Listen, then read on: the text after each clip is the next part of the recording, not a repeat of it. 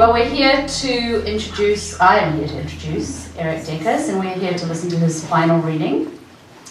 And I have to introduce him, so I interviewed him and found out a little bit about him. And you know the kind of personality of you know, the people who really go for something, like they put everything into it, and if they want an award or they want a position, they do all the research and ask around and network, and yeah, well, that's not Erik. This is how Erik got to be here. Erik's family in here on vacation from Indianapolis here. And he's sitting at the Credo coffee shop 5 blocks along, and he finds out that Kerouac House is somewhere here, so he Googles it. Welcome. Sign in, please. You look a bit nefarious there. Just as well we know you. And so he's sitting at Credo doing some work, and he Googles the Kerouac House and finds out it's 5 blocks away. So he emails to ask if he can have a tour, and he's told, well, no, this is not a museum. We don't give tours. This is a living, vibrant thing called a residency. And Erik's like, well, a residency, I should apply for that. Something I've never done before. So he went home and applied, and then promptly forgot that he applied. And last Memorial Weekend, he got an acceptance. So he is like probably our most laid-back applicant we have ever had. Though we have had 2 or 3 other people who have never applied to anything before either. So, I don't know, beginner's luck. So he's definitely had that here. And in the meantime, he not only applied, but, I mean, Florida must have been calling him, because he and his wife Tony and their 3 kids decided to move down here. So then he became not an out-of-state applicant, but an in-state applicant. And so he's been juggling living here and setting up his house and things, so he's had quite an interesting time.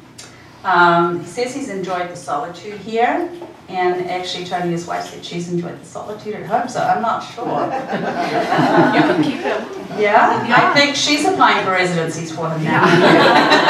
So he might have some more surprises in his future. Some more people might be like, oh, guess what? You've even forgotten you applied for this, but dear, you're going to Nebraska for 5 years. So,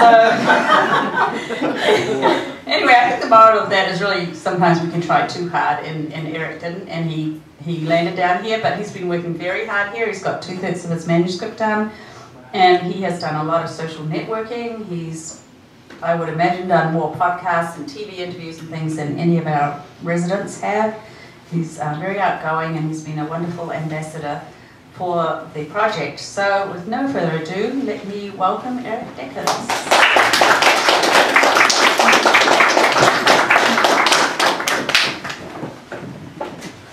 All right. So one of the cool things about being a working writer is I actually have done writing in the past, and in fact, Tony, if you look, you can see my book. Would you grab that and hold it up? Okay, hold on. Which one? It's not empty. The big red one. Oh, yeah, I see it. Oh, yeah. So, being a master of self-promotion, I made sure to put it up on the shelf. So, no bullshit social media. That was my second social media book, and I left a copy. I think it's the only biz tech book in the whole place. So I'm surprised it hasn't burst into flames yet, being a business book all about filthy lucre.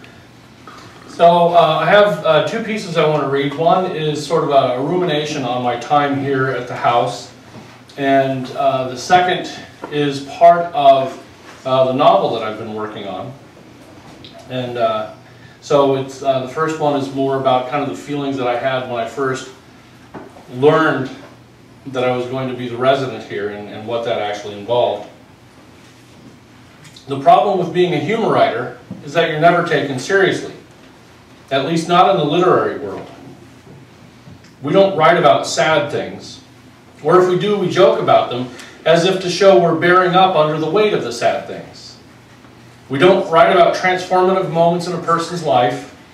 Ours are not coming-of-age stories or quests for true love. We make people laugh. We don't take shit seriously, and we wish everyone else would just lighten up. We're not published in literary journals because we don't write literary stories. We don't get shortlisted to competitions where people use the word shortlisted. Literary types look down their black horn-rimmed glasses at us.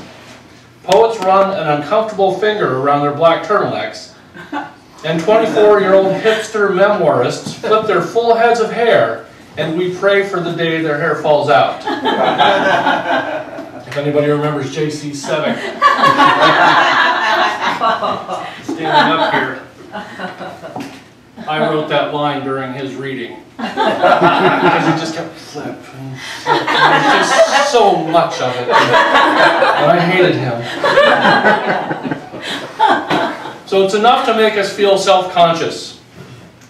I look at some of the pedigrees of past Kerouac House residents and see they've all been published in literary journals.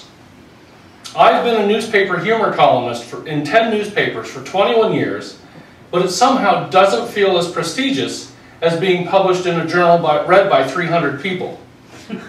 We've had poets, creative nonfiction writers, literary fiction writers, and then there's the guy who makes fart jokes on the internet. You might see why I can get a complex. I was fine when I received my notification that I had been accepted. In fact, my very first thought was, oh good, 4 people applied. Come on in, this is how we roll. Now You'll be on time next time, right?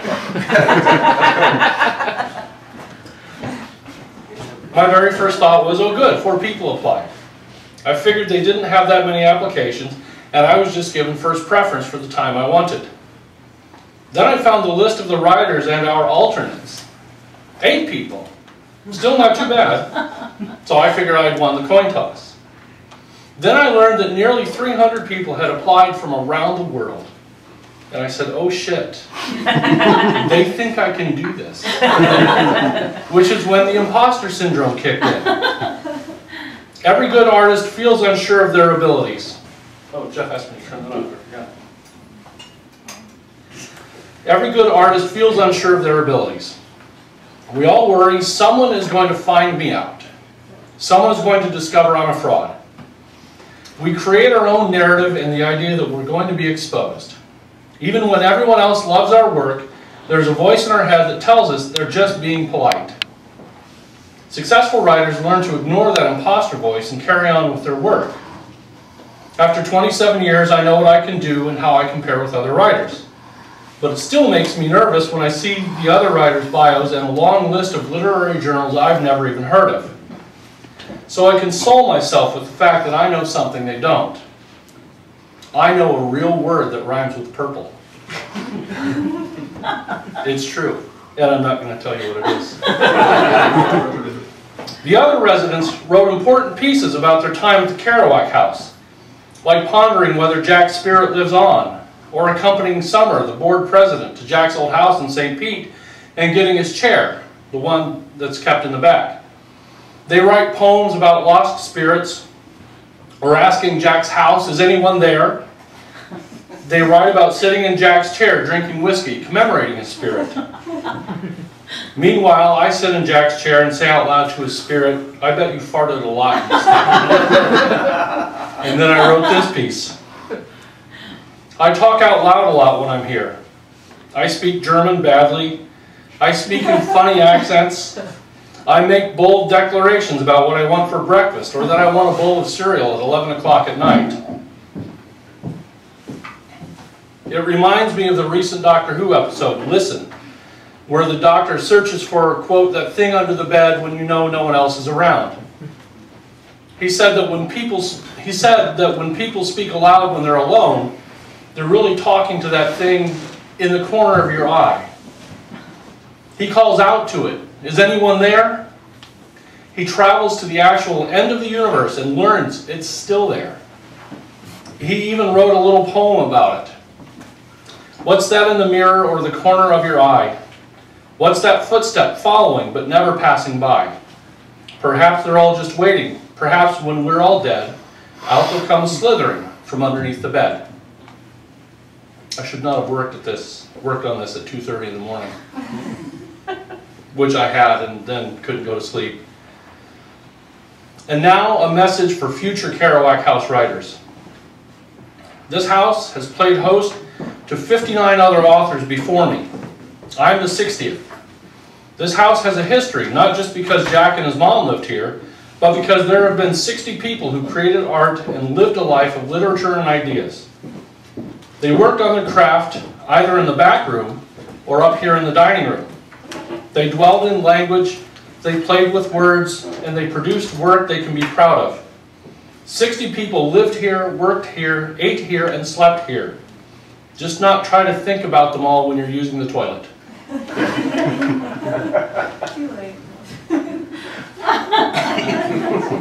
So this next piece, and I should give a little bit of an explanation. I had an idea for a novel several years ago and started working on it, and it was actually what I submitted as my sample for my application. But the idea was, what if Mackinac Island were forced to secede from the United States? And so Mackinac Island is in Michigan, and you can always tell a person from Michigan because you ask them where they live and they do this, and this is like the Michigan salute. And, you know, where in Michigan do you live? And they tell you, oh, you know, over here, or I live over here. Mackinac Island is right here. So you actually have to go all the way up to the top, and then you take a ferry and cross over the island.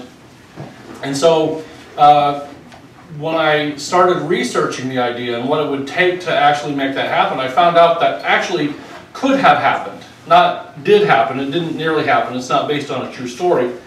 But because of the War of 1812, that's the area of the country where the US and Britain fought. We had the French on our side, they had Canada and the Chippewa and Ottawa Indians. And so I decided that as part of the Treaty of Ghent, which was signed in 1814, they would give away the island to the Ottawa and the Chippewa as a way to say thank you for helping us out. And they said, well, how far, you know, should we do this? And they said, I don't know, 200 years. These people have no concept of time. They still measure everything in moons, and I don't know what that is. So 200 years should be fine. And the Americans say, well, that's great. We'll all be dead by then. We don't have to deal with it. Who should we give it to, the Ottawa or the Chippewa? I don't know. I don't know who's going to be in control of it that far in advance. Let's just say whoever lives on the island, it becomes their own separate nation. And so what they didn't imagine that it was a bunch of rich white Republicans who would be living there, all worried about property values. And so 2 weeks before July 1st, 2014, a guy from the State Department shows up at Pete Bidwell's office to tell him that as the island's only elected representative, he is about to become the president of this new island nation that nobody knew about. And that the island can be re-annexed by Congress, but it's an election year. And they want to hold hearings, and they'll want to campaign on this. And so it's going to take 18 months to 2 years before they actually get around to re-annexing it, if they do at all. After all, Puerto Rico's been trying to become a state for decades, and that still hasn't happened. So that's sort of the premise. That's the first half of the first chapter, and I thought I didn't want to read for an hour and a half and get through that first chapter, so I've kind of given you that premise of that first part, and the two characters in the first part are Pete Bidwell. He's the only elected representative. He serves on the board of directors of the village of Mackinac City, which is just across the lake, and Walter Walker is the representative from the State Department. He's a sort of a mid-level bureaucrat who wanted to be an ambassador but couldn't find any place that didn't have food allergens and bad climate and bugs and snakes and things, so he never actually left the country. So he sees this as his way of becoming not an ambassador but a chief of mission, sort of the assistant ambassador who's politically appointed, and then the chief of mission is the guy who actually does the day-to-day work. So we're jumping ahead to the same day. Walter has talked to Pete, told him what's happening. Pete's in a panic. He's called the president of the board of directors of Mackinac City, and Walter is headed down to tell the governor of Michigan he's about to lose his island, like the richest island in the whole state. It's where the governor's mansion is, and the governor historically has spent summers there, so that's where we pick up. At the same time, Pete was informing Gordon, the president, of Michigan's newest island nation. Walter was racing to the office of Michigan Governor Felix Hernandez. He had flown in a Marine helicopter to Lansing with his new military attaché, Marine Sergeant Maurice Jones. Secretary of State Carpenter had assigned Maurice to accompany Walker for the duration of this, quote, messy business, before holding another secret meeting with Ashley, she of the grazing fingernails. There was a scene earlier. This is how Walter became the chief of mission, because Secretary Carpenter was holding a meeting under his desk with Ashley, and just to get Walter to leave, agreed to whatever Walter wanted. The two men climbed into their black Chevy Suburban, standard government issue vehicle for federal law enforcement types, because they thought it made them look badass, and raced to the governor's office. Walter decided he had better relay his news quickly and try to get back in time to Mackinac for the town hall meeting. Pete had texted him after his meeting with Gordon, which sent Walter into high gear. He had to stay ahead of the story and make sure the governor knew before the media picked it up. "It's like yanking off a Band-Aid, Maurice," said Walter, sitting in the front seat next to his driver. "What's that, sir?" asked Maurice. "I have to tell the governor about Mackinac. It's just better if I get it out immediately, get the pain over with, like yanking off a Band-Aid." "I see, sir," said Maurice, who didn't like Walter sitting in the front seat with him. Maurice had been a driver for many high-ranking State Department employees. He liked the ones who respected the driver-passenger relationship and knew their place. They rode in the back seat and didn't engage in idle chit-chat. Sergeant Maurice Jones hated idle chit-chat. "I don't think he'll be too happy about it," said Walter. "No, sir, not happy about it at all." Maurice recognized that despite Walter's man-of-the-people attitude, like most people, he didn't know what to say to a Marine sergeant from Biloxi, Mississippi. And he was entering the inane noise-making most people started after 10 minutes of uncomfortable chit-chat. "We should be there in about 5 minutes, said Maurice, pointing at the dashboard GPS. "Do you need to prepare anything?" "Nope. No, I'm just going to tell him. Just like a Band-Aid," said Walter. And then he thankfully lapsed into silence, mentally preparing for the 100th time that day what he was going to tell Governor Hernandez. He was trying to decide between a serious cops and sunglasses play and the let's make history appeal. Exactly 5.5 minutes later, Walter found himself standing in the governor's outer office. He handed his card to the young woman sitting at the desk. He looked more confident than he felt. A bead of nerve sweat trickled down Walter's lower back. He felt clammy. "Walter Walker from the U.S. State Department. I'm here to see Governor Hernandez." "Heather," said Walter, reading the nameplate on our tidy desk. "Do you have an appointment?" said Heather, pushing up her glasses. "No, ma'am, I do not. But this is rather urgent. The Secretary of State has... I'm afraid you can't see the governor without an appointment," she said. "Is he in right now?" "Yes, he is. He's in a meeting." "That's fine. I'm from the U.S. State Department, and I have an urgent matter to discuss." "Are you from Washington?" asked Heather. "Yes, I am." "We have an office in Washington," said Heather. "That's fine, but I'm here," said Walter. "You should have gone to our Washington office." "Why would I do that?" "Because you're from Washington." And we have an office in Washington. Do you see?" "No," said Walter, not seeing. "Is the governor in the Washington office?" No, why would he do that?" said Heather, unsure whether this was a trick question. "Then why would I want to go to the Washington office?" "Because you're from..." "I swear, Heather, if you say because I'm from Washington, I'm going to scream." She opened her mouth and closed it again. This wasn't normal. People from Washington didn't come here to Lansing. People from Washington went to their Washington office, and she never had to deal with them. "Right. I can let you speak to Mrs. Honecker, Governor Hernandez's personal assistant, but I don't think she's going to let you see him." I bet she will, said Walter, feeling a little more confident. He realized that having a large black U.S. Marine stand passively behind him was going to get him past more gatekeepers than a truckload of cards saying he was from the State Department.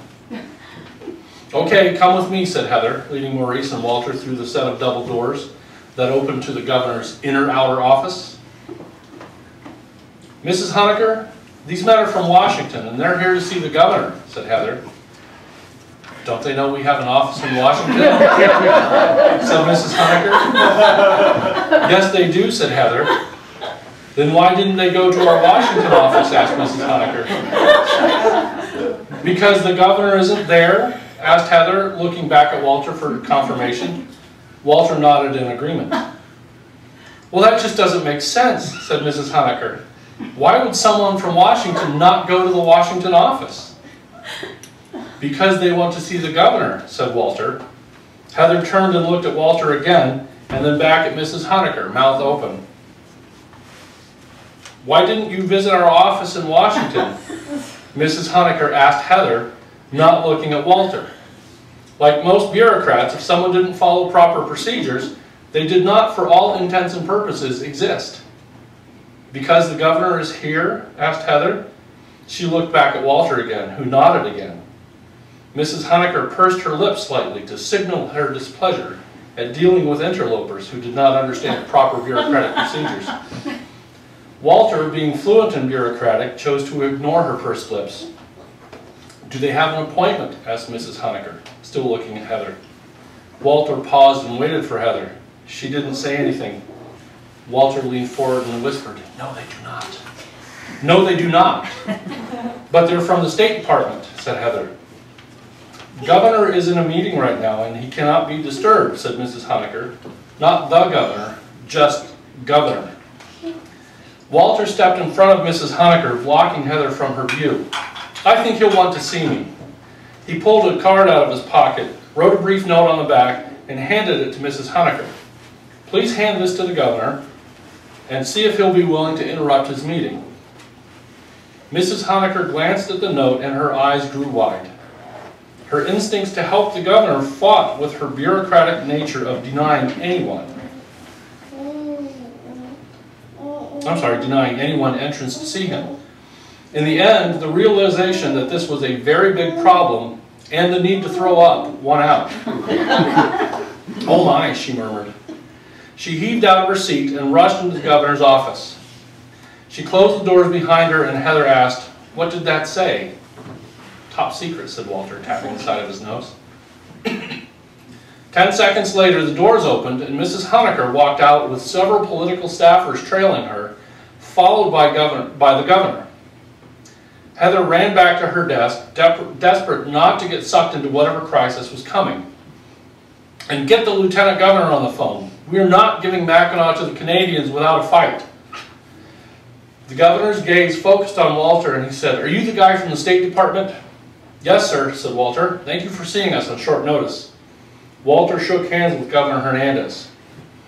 They walked into the office while Maurice remained to stand guard at Mrs. Honecker's desk, fixing a 1,000-yard stare on the advisor shuffling nervously out of the office. Once inside, Walter noticed a man sitting on one of the couches where the others had apparently been sitting. Governor Hernandez introduced him as Jerry Lamb, special advisor to the governor. Lamb didn't stand up when he shook Walter's hand, something Walter always did show respect. He immediately disliked Jerry because of it. He disliked Jerry's expensive suit that still fit poorly. He disliked Jerry's thinning gray comb-over. And he hated Jerry's thin, red worm lips. What the hell is this about the Canadians laying claim to Mackinac Island? Are they really going to try to take Mackinac from us? Demanded Governor Hernandez. No, sir. I told your secretary that so I could see you right away. But it's just as serious. Why the hell would you say something like that to the governor? Said Lamb. He was one of those men who would only throw their weight around when a bigger ally was there to keep them from getting punched in the nose. I didn't feel like waiting, said Walter. You're talking to the governor of the great state of Michigan, said Lamb. Walker. Walter Walker, said Walter. "You're talking to the governor of the great state of Michigan, Mr. Walker," said Lamb. "You don't just lie to the governor because you can't be bothered to wait." "You are losing Mackinac Island, though," said Walter to the governor, ignoring Jerry. "But I thought you said—" "I half lied," said Walter. "So we're not losing Mackinac Island to the Canadians?" asked Governor Hernandez. "No, sir, but you are losing Mackinac Island," Walter reminded him. "It's going to be gone in 2 weeks. I have a briefing report right here." Walter laid a copy of the report on the table. "But not to the Canadians, right?" "No, sir, not to the Canadians." "Good," said Hernandez, clapping his hands and rubbing them together. "Oh, don't get me wrong, Mr. Walker. I'm about to rain holy hell down on you about my island in just a minute. But I just hate those goddamn Canadians." "Goddamn Canadians," echoed Jerry. Hernandez closed his eyes to savor his hatred of the Canadians for reasons he wasn't about to reveal. Hummed Governor Hernandez. Hummed Jerry. Wondered Walter, who didn't hate Canadians. In anticipation of the holy hell that was about to rain down on him, Walter didn't ask what those reasons were. He looked over at Jerry, who was gazing beatifically up at Governor Hernandez. Hernandez held his hands together, eyes closed as if praying for a few seconds more, and then took a deep breath, opened his eyes, and bellowed at Walter, "What the hell do you mean we're losing Mackinac Island?" "Yes, what the hell do you mean?" echoed Jerry. Walter ignored him more deeply. Jerry picked up the briefing report and flipped through it. "Well, sir, according to the 1814 Treaty of Ghent, America has to relinquish control of the island to its inhabitants on July 1st of this year. At that time, they figured it would be the Chippewa and Ottawa tribes, but since there are no Chippewa or Ottawa living on the island, it reverts over to the people who do live there." "But they're Americans," said Hernandez. "Yes, sir, and there are approximately 600 people who live on the island year-round." "So what will happen to them?" "Oh, they'll still be Americans. They'll just have their own country in Lake Huron." "But that's our island. The governor's mansion is on that island." "Yes, sir." "Where's the governor supposed to sleep when he visits Mackinac Island?" said Jerry. Walter ignored him further while the governor rolled on. "And the Grand Hotel. And horses. There are horses on that island," said Governor Hernandez. "American horses. Michigan horses." "Yes, sir. And they'll all stay on the island." "But it won't be Michigan's island," Governor Hernandez said. "We'll be without an island." "Yes, sir, apparently so." "No man is an island," said Jerry. Now the governor was ignoring him too. "But we'll still have Beaver Island and all the others, right?" "Yes, sir." Governor Hernandez sat down in a wingback chair. Walter knew better than to sit down without being asked. He wondered if the governor had a public information officer for the Global Climate Change Division under his desk too. Maybe that's why he was upset about losing his island mansion. "Isn't there something you can do?" "Like what?" "I don't know. You're from the State Department. You figure it out." "You must be able to do something," Jerry said, whining like a spoiled child. "Surely you must deal with this sort of thing all the time." "You mean dealing with an American island that is no longer part of America because of a 200-year-old treaty?" "Surprisingly, no. This is my first time." "So it's gone forever?" shouted Governor Hernandez. "Well, we have a plan to bring Mackinac back into the United States, which will involve Congress passing—" "I'm sorry, did you say something?" Governor Hernandez had made a raspberry sound with his lips. "No, I just went to show what I thought of Congress," said the governor. Jerry echoed the raspberry to show he also thought poorly of Congress. "How long will it take those know-nothing bastards to move their fat asses?" asked the governor. "Approximately 12 to 18 months. "Are you kidding me? It takes 18 months for Congress to do whatever it is they need to do to bring an island back under America's control?" "Possibly longer. Puerto Rico has been trying to become a state for decades. Who knows what could happen?" "Holy shit, we can't have that," said Governor Hernandez. "Can you imagine what they'll say at the next Republican Governors Conference? I'll be the laughingstock of the halls. Governor Felix Hernandez can't even hang on to a simple fucking island." "Wait a minute, Governor," said Jerry, casting a suspicious glance around the office to make sure they weren't overheard. He leaned conspiratorial in toward the two men. "We could make this a campaign issue. We'll use it to show how you're fighting against Washington for every square inch of Michigan soil against those fat cats on Capitol Hill." Jerry scooted forward a little more, excited about the new idea. "Yeah, and we'll talk about how you've acted decisively to return Mackinac to Michigan, but Congress can't be counted on to act because they're so caught up in partisan bickering that they can't be bothered with repatriation."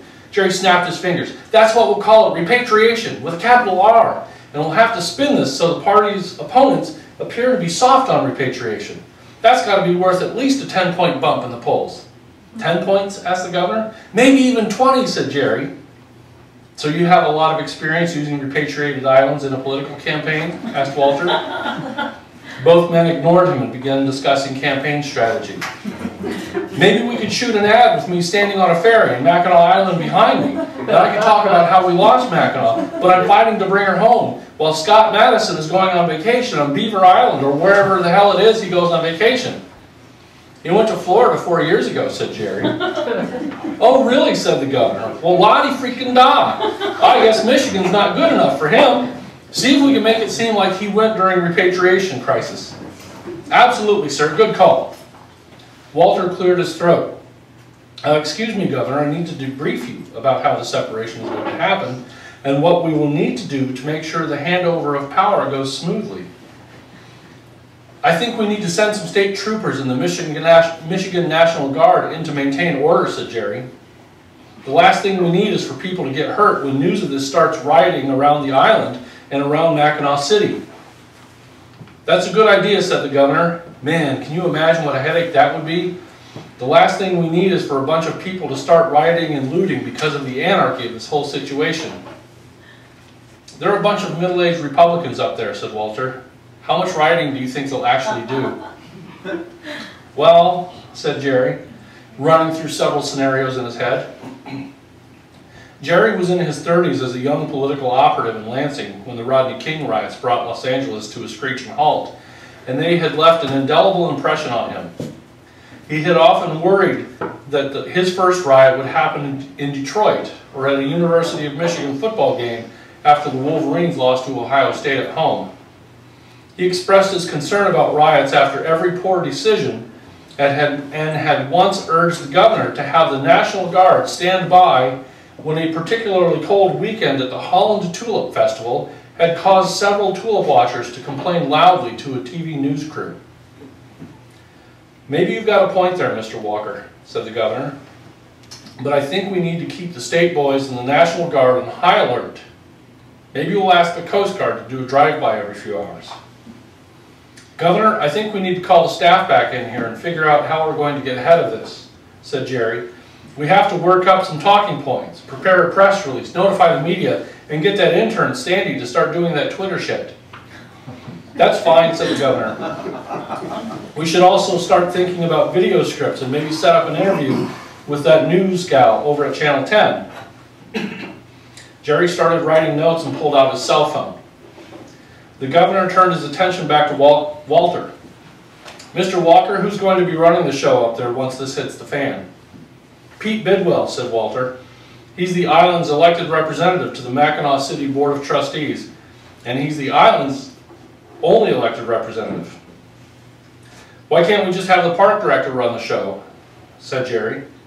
Day-to-day operations on Mackinac Island were run by a park director who was employed by the state to serve as sort of a chief operating officer. "I'm sorry, have you not been paying attention?" said Walter, finally turning toward Jerry. "Michigan is no longer in charge of this island. The director no longer has jurisdiction over the island, therefore she cannot run it." "Don't be an asshole," said Jerry. "I'm trying to watch out for the best interest of the governor." "And I'm trying to watch out for the best interest of the American people," said Walter. "And there's a lot more of them than there are governors of Michigan." Boys, said Governor Hernandez. "Now this is a stressful situation for all of us. We need to remember we're all on the same side here. Mr. Walker, I appreciate your help, but I think we can handle things from here." You head back to Mackinac Island and do whatever it is you Washington boys need to do. We'll read your report and get everyone ready down here, prepare a statement for the press, and figure out how we're going to play this for the media. We'll keep in touch by phone and let you know if we have any questions. We'll probably want to have a debriefing meeting before July. I may even head up before that to do a photo op. I mean, that is to confer with Bidwell. This is the debriefing meeting, sir, said Walter. We need to discuss the details so you know how this is all going to go down. I understand, but this thing is big and we have to act fast if we're going to make this part of my re-election campaign, said the governor, gripping Walter's elbow and guiding him to the door. This thing is going to blow up on us and we need to be ready to move. Okay, but can I ask that you not announce this to the media just yet? We'd like to tell the people of Mackinac Island first rather than have them find out on the news. We can do that, said the governor. Walter shook the governor's hand, nodded toward Jerry, who gave a dismissive wave of his hand, cell phone up to his ear, and walked out. Walter really disliked Jerry. We're done here, he told Maurice, who walked quickly to get ahead of Walter. As Walter's driver and now his lone diplomatic staff member, Maurice's job was to protect Walter from all dangers, even in the Michigan State House. Maurice, we need to get back to Mackinac as soon as possible, said Walter. Things are about to hit the fan. Just like a Band-Aid, sir? A lot of screaming and yelling, just like you'd expect. And now the governor and his staff want to score some political points off it. This isn't going to go well for them. Walter texted Pete from the car. Met with Gov and Chief of Staff. Hope media won't find out before a town hall meeting. Should be back in time. As Walter and Maurice raced back to the National Guard base in their awaiting helicopter, Maurice was keeping one ear on his boss's phone calls back to Washington and another on the local news radio stations. Something made him freeze and nearly slam on the brakes. Sir, I think we have a problem, said Maurice. He turned up the car radio. In a tone usually only used for stories about impending nuclear war, serious weather, and blonde white women who have gone missing, a news reporter for WEYE, Michigan's Eye on Michigan, breathlessly announced, sources deep inside the Michigan State House have confirmed to WEYE News that Mackinac Island will soon be forced to secede from the United States by order of the federal government. Governor Hernandez was recently visited by top officials from the U.S. State Department who are using a 200-year-old treaty with England and Canada as a way to wrest control of sovereign Michigan land away from our state. Our very own Richard Talbot, Michigan's capital man, will have all the details during his award-winning call-in program at 4 o'clock this afternoon. Son of a bitch, shouted Walter. Sorry, sir, not you, he said into his cell phone. He had been updating Secretary Carpenter about his meeting with the governor. We just heard on the local news about the island situation and we haven't even left Lansing. Can I call you back? Walter stabbed at the button, wishing he could slam it down instead. Maybe when he retired, he would develop an app that would let you slam down a cell phone to hang it up. That fucking little fucker, Jerry. He leaked this to the fucking media after I told him to hold off telling anyone. It hasn't even been 10 fucking minutes. Like a Band-Aid, sir. Fuck you, Maurice. Yes, sir, said Maurice. He started to warm up to Walter. Walter dialed Pete's number. Hey, Pete, it's Walter. Things are about to get a lot hairier. That's it.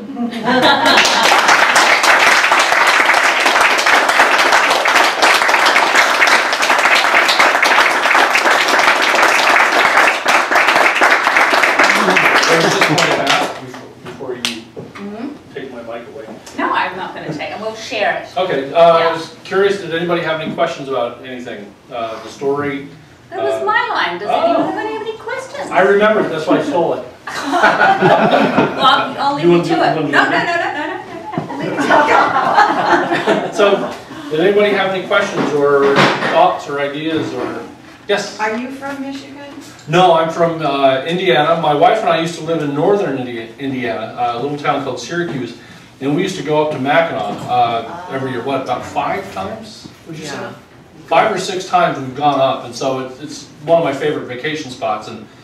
And so when I It was our getaway from the kids. yeah, and we have 3 lovely children who we need to break from time to time. And so Mackinac Island is known for, you may have heard of it, this is the island that does not allow cars on it.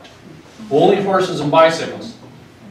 And they're also known for Mackinac Island fudge, and there are several fudge places along the main street. And there are also jokes about t-shirts about where the fudge comes from in connection to the horses. And Is the fudge going to be affected? no, actually in the story there, they talk about, and I kind of got into with the Cuban Missile Crisis and the cigars, there was going to be a tax and tariff on the fudge, and so the Secretary of State ordered like several big cases of the fudge before the, but then the tariff ended up being not denied, but rescinded.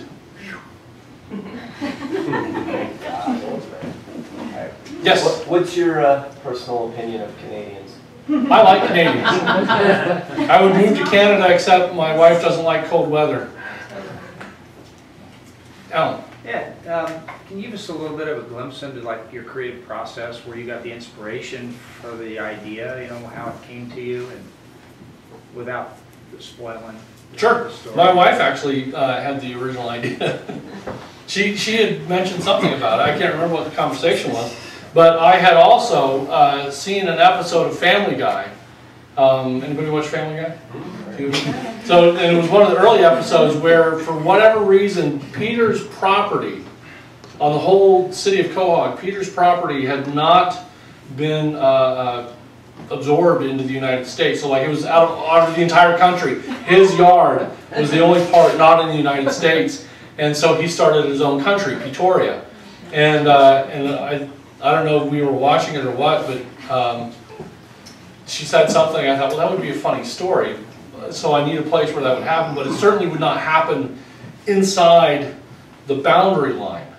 It would have to be offshore somehow, like an island. And the only island I know, even though there are many, the only island I know is Mackinac. And so I started doing some research. How could I make that happen? And then the thing about the treaty was more or less true. They did have the treaty to end the war, and then I said, well, let's make this a clause they added in there. So it's just, you know, a single idea pops into my head, and I start fleshing it out, and I research some things, and then it, you know, turns into a story. Other times, that idea pops up, and I think about it, and I try to flesh it out, and I realize there's nowhere for it to go. But it's just a lot of thinking and ruminating and reading to come to a decision about what idea do I go for. I also enjoyed a bit of the wordplay, like the out of Costello, like who's on first. Yes, the play as well. That was very nice. Well, and I'm a big fan of Joseph Heller and Catch-22, Yes. and the whole tone of the book is sort of that Catch-22 idea that everybody is stupid, or at least they're bureaucrats. And so I read. Like I had written the first draft of that story, and then that part about Mrs. Honecker and Heather, I had reread Catch-22, and then that kind of all fit in there. So, Yes, it was very, very well done. Thank you. Yes. Is there any factual basis at all, whatever in the story? I mean, I hope not. No, none of it. Possibly. I mean, basically, from the time that you know they had the treaty. Yeah. Everything that happens after that is completely untrue. Yeah. In fact, I was very disappointed to learn just 2 weeks ago, and I thought this was going to kill the whole story. Mackinac Island has a mayor. Oh. And I thought, well, I could have him be the character. And then I discovered it's not only a woman. She has been, and I liked Pete, but she has been the mayor for 40 years. And the term of a mayor on Mackinac Island is 1 year. And she has won the election 40 years. She has won more elections than any politician in the U.S. And so I thought, well, I could kill her off. And I thought, not the 40-year mayor. And so what I did is actually a chapter I've been working on recently. Pete has to run in a special election. The mayor,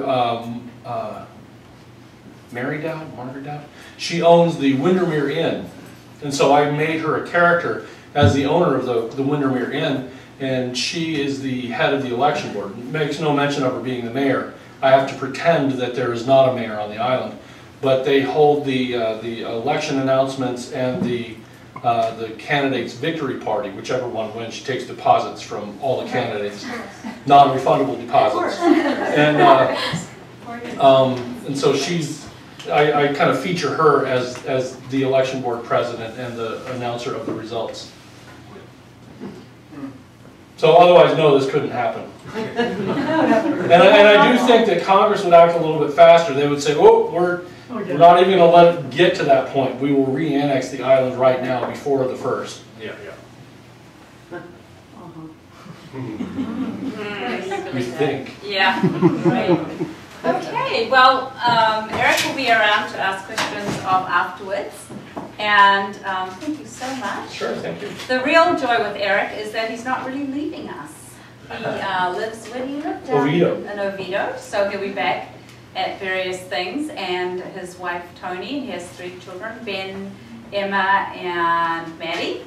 And they will be around. So instead of losing a resident, we're like gaining a family. Yeah.